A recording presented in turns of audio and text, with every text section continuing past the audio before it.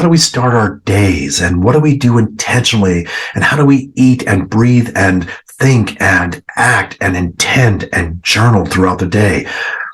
These kind of things, living an intentional life, will start to change again everything about your world. And I oftentimes say it's when we can make the mundane sacred, and when the sacred is so common it becomes mundane, then we know that we're moving through life in a sacred and holy way.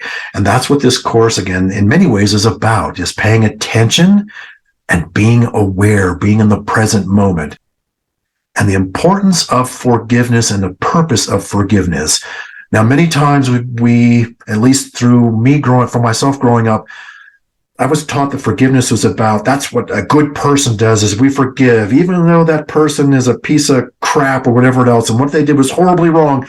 To be a good person means that we forgive.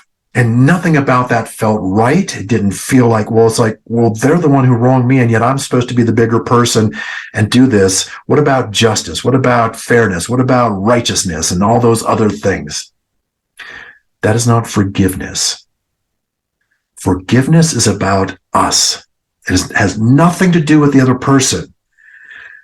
When we forgive, if we don't forgive, if we have our claws latched into this person and we're going to get even, or we're not going to let them forget that they did this, whatever it was to us, they may not know that we're even doing this, but what it does for us is it puts this energetic block in us, because we can't be free to flow with things if we've got this I'm not going to forgive kind of anchor in our being.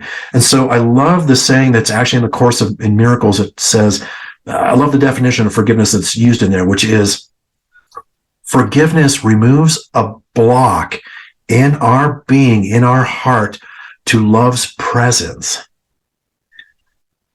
And what that means again is that it's removing a block. So to hold that anger, to hold that fear, that strength, the passion of vindictiveness, of nobody's going to get this over on us, that creates this in our body and it holds it there.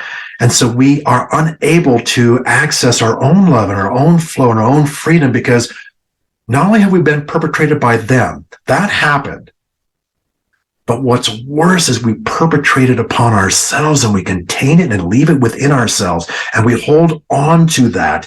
We hold on to that energy, and it festers inside us because we keep playing it over and over and over in our minds, which then anchors it in our body and our subconscious. And so it becomes this toxic thing that is in our body.